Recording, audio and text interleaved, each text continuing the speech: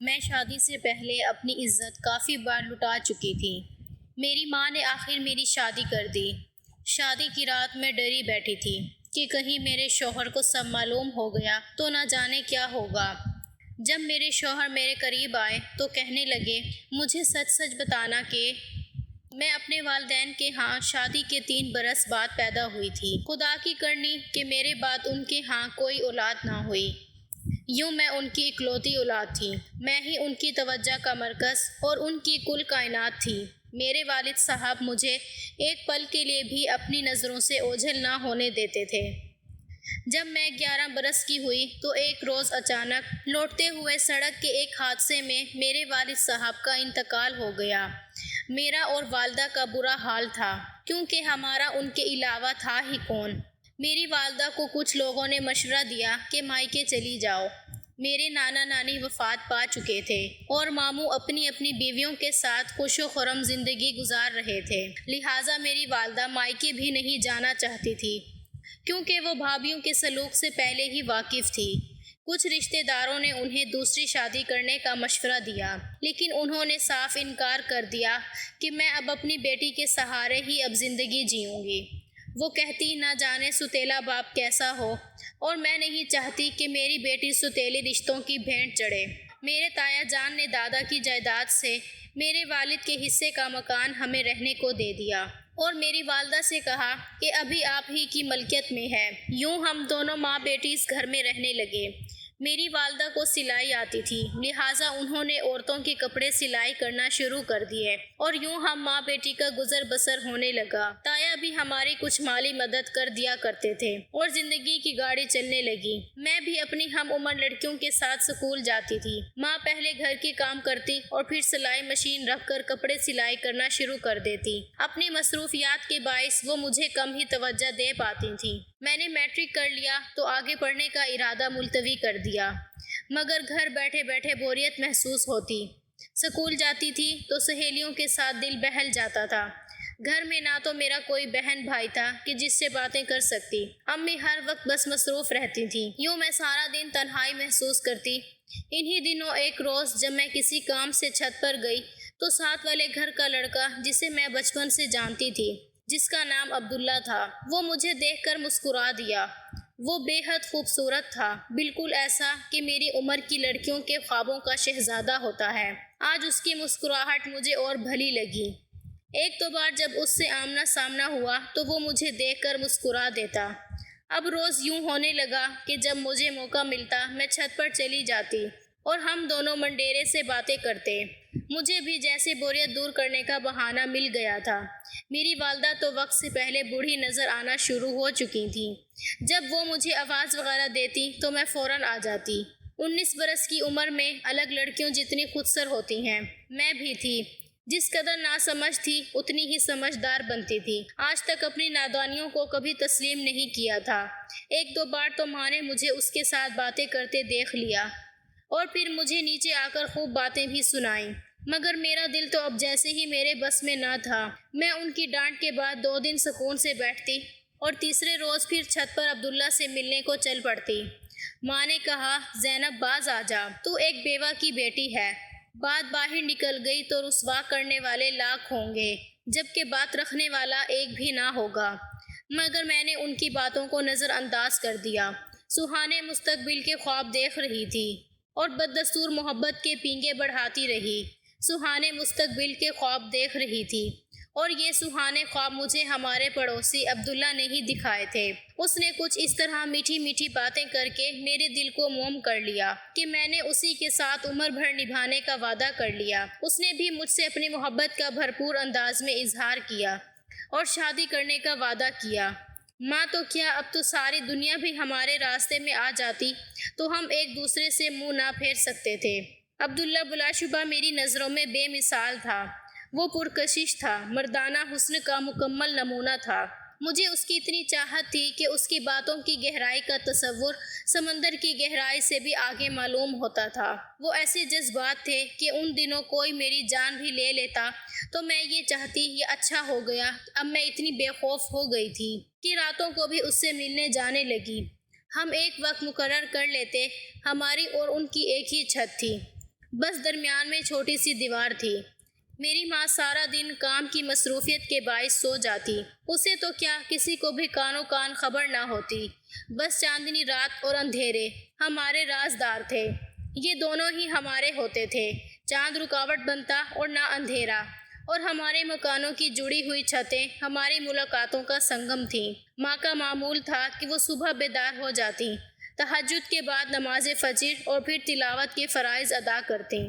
دن بھر گھر کا کام کر کے فارغ وقت میں سلائی مشین پر محلے والوں کے کپڑے سلائی کرنا، یوں پیٹ بھرنے کی چکی، یہ مشقت ان کو شام تک نڈھال کر ڈالتی۔ شام ہوتے ہی نیند سے آنکھیں بند ہونے لگتی، چارپائی پر لیٹتے ہی سو جاتی۔ تب میں دبے پاؤں چھت پر چلی جاتی، جہاں عبداللہ میرا پہلے سے منتظر ہوتا۔ مجھے دیکھتے ہی وہ ہماری چھتوں کے درمیان میں موجود ننھی سی منڈیر پار کر کے میری طرف آ جاتا۔ ہر رات ملاقات کے دوران وہ مجھ سے شادی کے کئی وعدے کرتا۔ ایک رات شادی کے متعلق سہانے خواب بنتے اور باتوں باتوں میں ہم نے ساری حدیں پار کر دی۔ میں اس کو ہی کیوں قصوروار سمجھوں، میں خود بھی تو بہک گئی تھی۔ میں نے بھی تو خود کو اس کے حوالے کر دیا تھا۔ جب مجھے ہوش آیا، ماں کا خیال آیا تو رونے لگی۔ اس نے مجھے چپ کروایا اور تسلیاں دی کہ وہ بہت جلد اپنے والدین کو میری والدہ کے پاس بھیج کر میرا رشتہ طلب کر لے گا اور یوں مجھ سے شادی کر لے گا۔ یوں ایک مدت تک آگ اور کپاس کا یہ کھیل جاری رہا اور ہم نے قرب کے تمام مراحل طے کر لیے۔ میں اس کی محبت میں سرشار تھی اور وہ میری طلب میں مدہوش۔ ہم دونوں کی خواہش تھی کہ ہمارا نکاح جلدی سے ہو جائے تاکہ ہم اس خطرناک سفر سے نجات حاصل کر کے اپنی منزل کو پہنچ جائیں۔ میں اب اسے اصرار کرتی کہ اپنے والدین کو میری والدہ کے پاس بھیجو اور مجھ سے شادی کر لو۔ وہ مجھے کہتا، بس تھوڑا سا انتظار کرو، میں بہت جلد اپنے والدین کو تمہارے گھر بھیج دوں گا۔ وقت گزرتا رہا اور پھر رفتہ رفتہ میرا مطالبہ بڑھنے لگا۔ جب ملتی اس سے کہتی کہ روز اس دریا سے گزرنا اب بس کی بات نہیں رہی ہے۔ عبداللہ، اب حوصلہ ہارنے لگی ہوں میں، تم اب میری ماں سے بات کرو، آخر کب تم مجھ سے شادی کرو گے؟ وہ آگے سے کہتا، جب تم کہو گی کر لوں گا۔ اتنی بار اس نے یہی جواب دیا تو مجھے اس کی یہ بات مذاق لگنے لگی۔ میں تو روز اول سے اس کو کہتی تھی کہ مجھ سے شادی کر لو، وہی صحیح طرح سے جواب نہیں دیتا تھا۔ ہر بار کہتا، ذرا صبر کر لو، کچھ دن اور انتظار کرنا ہوگا۔ اب اسے آگے سے کہتی، آخر کیوں عبداللہ، اتنا وقت تو گزر گیا ہے، اب کیا مسئلہ ہے؟ ایسی کون سی مشکل ہے؟ آخر کیا قباحت ہے؟ میں اصرار کرتی جاتی۔ دیکھو عبداللہ، ایک میری بیوہ ماں ہی تو ہے، اس کو منانا کون سا مشکل کام ہے؟ وہ تو دل سے چاہتی ہیں کہ میری شادی جلدی ہو جائے تاکہ وہ سکھ کا سانس لیں اور بیٹی کے فرض سے سرفرو ہو سکیں۔ اور وہ تمہیں بھی بچپن سے جانتی ہیں، تمہاری امی سے بھی ان کی بہت اچھی بنتی ہے، وہ تم سے پیار بھی کرتی ہیں۔ تم ان سے ایک بار رشتے کے لیے کہو گے تو وہ 100 بار ہاں کہیں گی۔ ایک بار میرا ہاتھ مانگ کر تو دیکھو، ماں نحال نہ ہو جائیں تو کہنا۔ وہ آگے سے کہتا، تمہاری ماں کی طرف سے تو میں مطمئن ہوں، مگر ڈر مجھے اپنے گھر والوں کی طرف سے ہے، وہ نہیں مانیں گے، انہی کو منانے کے لیے مجھے بھی مہلت چاہیے۔ میں اپنی امی سے تمہارے بارے میں بات کر چکا ہوں، وہ کہتی ہیں کہ میں تمہارے ابو کو منوا لوں گی، مگر ابھی تمہیں کچھ دن صبر سے کام لینا ہوگا۔ مگر تم صبر کرو تو تب نہ۔ ایسا کہتے ہوئے عبداللہ کا لہجہ اس قدر یقین بھرا ہوتا کہ میں بھی یقین کر لیتی۔ دل میں سوچتی، وہ اس موڑ پر مجھے دھوکہ نہیں دے گا کہ جب میں اس کے بغیر ان پتوار کی کشتی مانند ہو چکی ہوں۔ جب میری امی مجھ سے میری شادی کے متعلق بات کرتی یا کسی رشتے کا تذکرہ کرتی تو میں انہیں فوراً جواب دیتی کہ میں صرف عبداللہ سے شادی کروں گی۔ امی آگے سے مجھے کہتی، تو پھر اس سے کہو نا کہ وہ تمہارا رشتہ بھیجے، میں تو تیری خوشی چاہتی ہوں، اگر عبداللہ بھی راضی ہے تو میں تمہارے ادھر ہی کر دوں گی، مگر وہ رشتہ تو بھیجے۔ میں آگے سے انہیں کہتی کہ وہ بہت جلد میرا رشتہ بھیج دے گا، اس لیے آپ میرا ادھر ادھر کہیں بھی رشتہ دیکھنے کی کوشش نہیں کریں، میں اس کے علاوہ کسی سے شادی نہیں کروں گی۔ جب انہوں نے دیکھا کہ عبداللہ کی طرف سے کوئی جواب نہیں مل رہا اور میں فضول میں اس سے آس لگائے بیٹھی ہوں تو انہوں نے میرے تایا کو فون کر دیا کہ تمہاری بھتیجی بڑی ہو گئی ہے، کب تک اس کو گھر بٹھائے رکھوں گی، تم ہی کوئی رشتہ تلاش کر دو تاکہ اس کے فرض سے فارغ ہو سکوں۔ چند دنوں بعد ہی تایا اپنے بیٹے کا رشتہ لے کر آ گئے۔ امی نے یہ رشتہ غنیمت جانا، برے وقتوں میں اپنوں نے گلے لگا لیا، اس سے بڑھ کر اور کیا خوش نصیبی ہوگی۔ ماں نے اس رشتے کو قبول کر لیا اور بعد میں جب مجھے بتایا کہ تیرا رشتہ میں نے علی سے طے کر دیا ہے، ماں کے منہ سے میں نے علی کا نام سنا تو دل بیٹھ گیا۔ میں نے روتے ہوئے کہا، امی میں علی سے ہرگز شادی نہیں کروں گی۔ امی آگے سے کہنے لگی، ارے کیوں نہیں کرے گی؟ کیا برائی ہے علی میں؟ میں نے کہا، کوئی برائی نہیں ہے، لیکن میں اس سے شادی نہیں کروں گی۔ میں عبداللہ سے شادی کرنا چاہتی ہوں، میرے دل میں بس وہی بسیرا کر چکا ہے۔ امی آگے سے غصہ کرنے لگیں، لیکن وہ نہیں کرے گا تجھ سے شادی، میں تیرے تایا کو ہاں کر چکی ہوں۔ میں نے کہا، لیکن امی مجھ سے پوچھے بغیر آپ نے ایسا کیوں کیا؟ اگر آپ نے تایا کے بیٹے سے میری شادی کروانے کی کوشش کی تو میں زہر کھا لوں گی، یاد رکھیے گا۔ میں نے آسمان سر پر اٹھا لیا، ماں سے خوب لڑی، مر جانے کی دھمکیاں دیں۔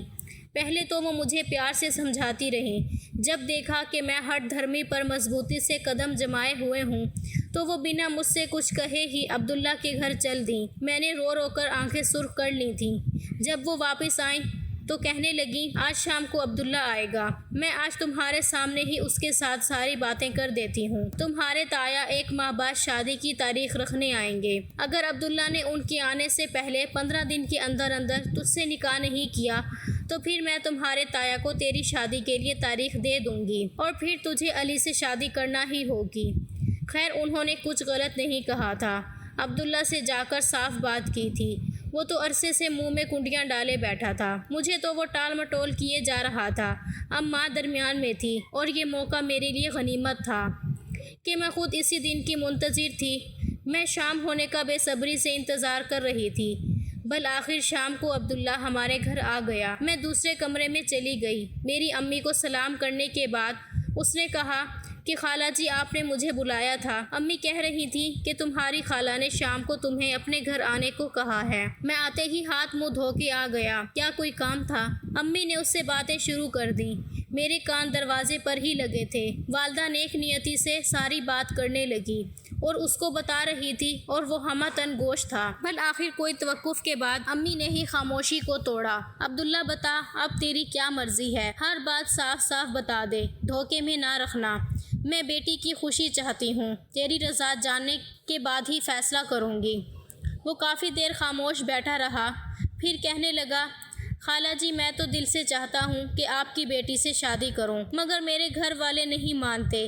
میں نے انہیں منانے کی بہت کوشش کی ہے مگر وہ نہیں مانتے، وہ میری شادی میں شریک نہیں ہوں گے اگر میں نے آپ کی بیٹی سے شادی کی۔ امی آگے سے کہنے لگی، کوئی بات نہیں بیٹے، تم 2-4 دوستوں کو ساتھ لے آؤ اور انہی 15 دنوں میں سے کسی دن میرے گھر آ کر زینب سے نکاح کر لو تو بھی میں راضی ہوں۔ مجھے اچھے سے احساس ہے تمہاری مجبوری کا، لہٰذا اس طرح بھی تمہاری اور زینب کی شادی پر مجھے کوئی اعتراض نہیں ہے۔ امید تھی کہ وہ ماں کی بات سن کر خوشی سے کھل اٹھے گا اور فوراً شادی پر راضی ہو جائے گا، مگر میری حیرت کی انتہا نہ رہی جب میں نے اسے بجھا ہوا پایا۔ وہ پھر سے ٹال مٹول کرنے لگا، بات کرنے کا انداز ایسا تھا کہ صاف انکار بھی نہ تھا مگر مجبوری اس قدر بیان کر دی کہ مطلب انکار میں جاتا تھا۔ میرے آنسو امنڈ آئے، میں نے دروازے کی چوکھٹ کو مضبوطی سے نہ تھاما ہوتا تو شاید گر پڑتی، سوچ بھی نہ سکتی تھی کہ وہ اس طرح میری ماں کو دل شکن جواب دے گا۔ کچھ دیر بعد وہ کہنے لگا، خالہ جی آپ کو شاید بہت جلدی ہے زینب کی شادی کی، آپ کو اختیار ہے، آپ اپنی بیٹی کی شادی کر دیں، میں تو جب اپنی مجبوریوں سے نکلوں گا تبھی شادی کے بارے میں سوچوں گا، اس میں 5 سال بھی لگ سکتے ہیں۔ یہ ساری باتیں کرنے کے بعد وہ چلا گیا۔ اس کے جانے کے بعد میری امی میرے پاس آئیں اور کہنے لگیں، دیکھ لیا تو نے، میں نہ کہتی تھی کہ عبداللہ تجھ سے شادی نہیں کرے گا، وہ سیدھے سے انکار بھی نہیں کر رہا لیکن اپنی مجبوریاں بتا کر تجھ سے جان چھڑا رہا ہے۔ تیرے لیے یہی بہتر ہے کہ تو اپنے تایا کے بیٹے سے شادی کر لے جو خوشی خوشی خود تیرا رشتہ مانگنے آئے تھے۔ کافی دیر تک میں بیٹھی آنسو بہاتی رہی، پہلے سوچا اب عبداللہ سے نہیں ملوں مگر پھر رہا نہ گیا اور سوچا آج اس سے مل کر ضرور پوچھوں گی کہ آخر اس نے اتنا عرصہ مجھے کیوں دھوکے میں رکھا۔ اس رات جب میں عبداللہ سے ملی تو اس سے خوب لڑی، اس نے پھر سے یہی کہا کہ وہ ایک نامعلوم مدت تک شادی نہیں کر سکتا، اگر تم میرا انتظار کر سکتی ہو تو کر لو، اگر مستقبل میں میرے حالات سنور گئے تو کسی دن تم سے نکاح بھی ہو ہی جائے گا، یہ اس کا کھرا سا جواب تھا۔ اس روز عبداللہ کے جواب سے میرا دل چور ہو گیا۔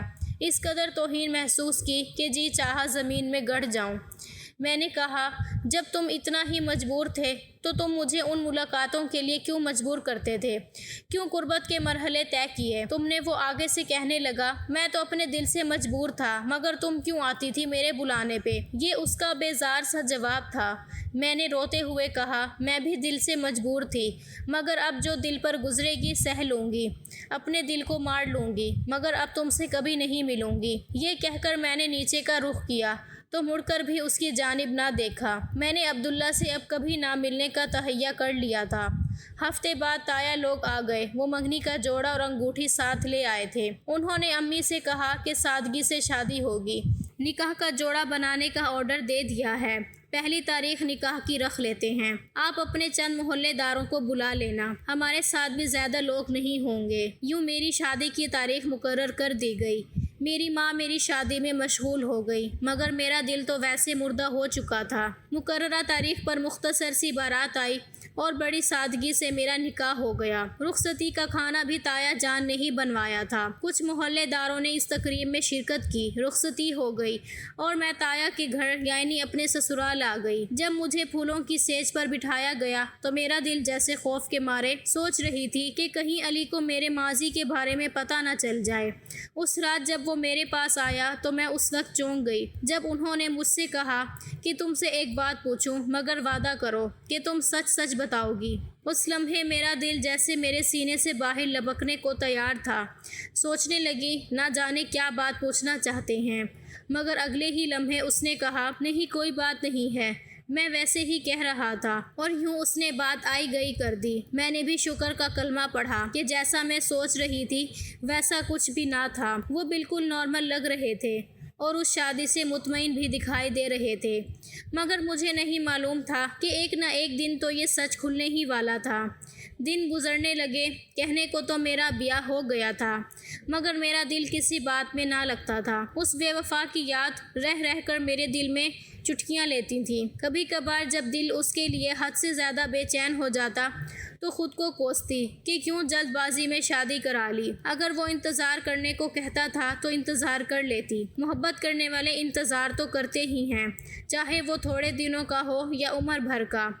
محبت تو نام ہی انتظار کے دکھ سہنے کا ہے۔ کچھ دن صبر کر لینے سے شاید عبداللہ مجھے اپنا ہی لیتا۔ اب تو جو زندگی ملی تھی اس کو جوں تو گزارنا تھا۔ عبداللہ کی یاد ستاتی تو چھپ کر رو لیتی، اپنے دل کا دکھ کس سے بیان کرتی۔ نئی نویلی دلہن تھی، مگر نئی دلہنوں جیسی خوشی میرے چہرے سے نہیں جھلکتی تھی۔ علی اکثر مجھ سے میری اداسی کا سبب پوچھتے، میرے ہاتھوں کو اپنے ہاتھوں میں لے کر دل جوئی کرتے تو میں رو پڑتی۔ آخر ایک روز انہوں نے مجھے اپنے پاس پیار سے بٹھایا اور بولے، زینب یہ بات میں شادی کی رات بھی تم سے کہنا چاہتا تھا۔ تمہیں یاد ہے کہ جب میں نے تم سے کہا تھا کہ ایک بات پوچھوں، مگر وعدہ کرو کہ تم مجھے سچ سچ بتاؤ گی، لیکن بعد میں نے بات ٹال دی تھی۔ اس رات بھی میں یہی بات تم سے پوچھنا چاہتا تھا، لیکن پھر مناسب نہ سمجھا کہ تمہیں شرمندگی محسوس ہوگی، مگر اب تمہیں روزانہ ہی پریشان دیکھتے ہوئے میں آج یہ بات کر لینا چاہتا ہوں۔ میں نے تو پہلے ہی یہی سوچا کہ میں تم سے اس کے متعلق کبھی نہ پوچھوں گا، مگر اب میں روز محسوس کرتا ہوں کہ تم اب بھی میرے ساتھ خوش نہیں ہو، اس لیے آج میں یہ بات کر لینا چاہتا ہوں۔ زینب دیکھو، میں تمہارا دکھ جانتا ہوں، شاید تم یہ سمجھتی ہو کہ مجھے کچھ خبر نہیں ہے۔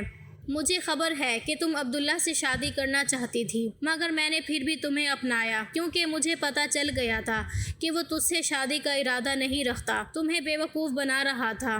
سچ کہوں اس بات کی مجھے بہت تکلیف تھی، کیونکہ تم میرے مرحوم چچا کی بیٹی ہو۔ اپنے گھر کی عزت کو دوسروں کے ہاتھوں میں کھلونا بنتا دیکھ کر میرا دل خون کے آنسو روتا تھا۔ تب ہی جب ابو جی نے مجھ سے تمہارے رشتے کے لیے رضامندی پوچھی تو میں نے فوراً ہاں کہہ دی۔ عبداللہ کا ایک دوست میرے ساتھ ہی ملازمت کرتا ہے، اسی کے ذریعے مجھے ہر بات کی خبر ہو جاتی تھی۔ عبداللہ اس کو تفصیل کے ساتھ تمہاری اور اپنی چھت پر ہونے والی ملاقاتوں کے قصے سناتا تھا، اور وہ آگے مجھے سنا دیا کرتا تھا کہ لڑکے تو ایسی باتیں خوش ہو کر دوسروں کو سناتے ہیں۔ سوچو اگر وہ تمہارے ساتھ مخلص ہوتا تو یہ باتیں اپنے دوست سے کرتا، اور سچ ہے نا کہ تم راتوں کو عبداللہ سے چھت پر ملاقاتیں کرتی تھی۔ اس کی یہ بات سن کر میرے جیسے قدموں سے زمین نکل گئی۔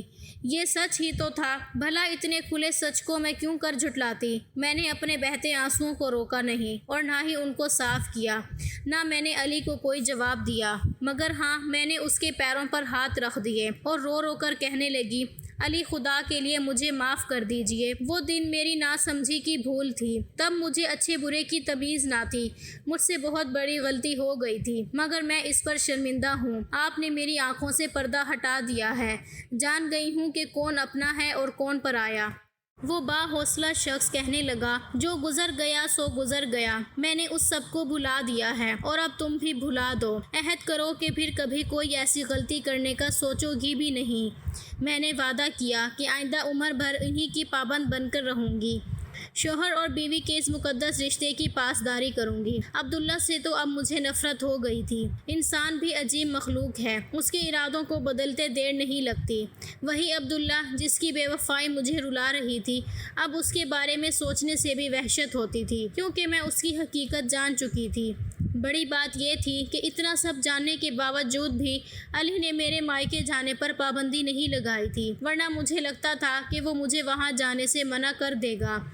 بڑے صدمے کی بات تو یہ تھی کہ جب عبداللہ کی والدہ کو علم ہوا کہ عبداللہ نے میری امی سے یہ کہہ کر رشتے سے انکار کیا تھا کہ اس کے والدین نہیں مان رہے، تو وہ معذرت کرنے میری امی کے پاس آ گئیں۔ امی سے گلے لگ کر روئیں اور کہا کہ میں تو دل سے زینب کو اپنی بہو بنانا چاہتی تھی کہ یتیم بچی ہے اور ہماری آنکھوں کے سامنے ہی پلی بڑی ہے، مگر عبداللہ نے مجھے روکا تھا۔ اس نے کہا کہ میں کسی اور لڑکی کو پسند کرتا ہوں اور اسی سے شادی کروں گا، کیونکہ وہ ایک بڑے باپ کی بیٹی ہے، اس سے شادی کر کے میری تقدیر سنور جائے گی۔ میرے عبداللہ نے لالچ کیا، جبکہ ہم اس کو روک رہے تھے کہ زینب ہماری دیکھی بھالی بچی ہے، شادی برابری کے لوگوں میں ٹھیک رہتی ہے۔ وہ سادہ لو خاتون جب عبداللہ کی نیت سے پردہ اٹھا گئی تو میرے اندر یادوں کے محل بھی جلتے ہوئے ملبے کی ڈھیر بن گئے۔ اس روز تو اپنے لٹ جانے کے غم میں اس قدر روئی کہ جی چاہتا تھا سامنے جلتی ہوئی آگ ہو اور میں اس میں کود کر خودکشی کر لوں۔ میری شادی کے 9 ماہ بعد بے وفا عبداللہ نے انم سے شادی کر لی اور پھر داماد بن کر ماں کے گھر سے رخصت ہو گیا۔ حیرت کی بات یہ تھی کہ اپنی شادی کے بعد بھی اس نے کئی بار مجھے پیغام بھجوایا کہ چھت پر آؤ، مجھے تم سے کچھ بات کرنی ہے، مگر میں نہ گئی۔